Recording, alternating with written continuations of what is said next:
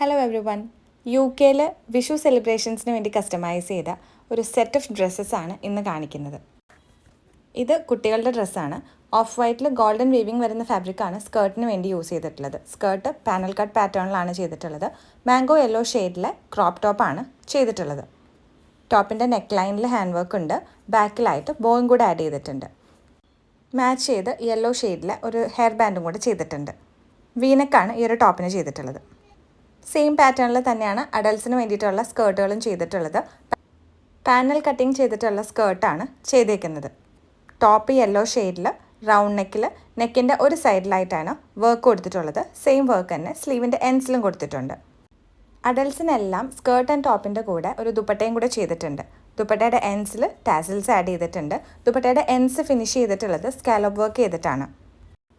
അഡൽട്സിന് വേണ്ടിയിട്ട് 5 ഡ്രസ്സും കുട്ടികൾക്ക് വേണ്ടിയിട്ട് 3 ഡ്രസ്സും ആയിരുന്നു ഓർഡർ പ്ലേസ് ചെയ്തിരുന്നത്.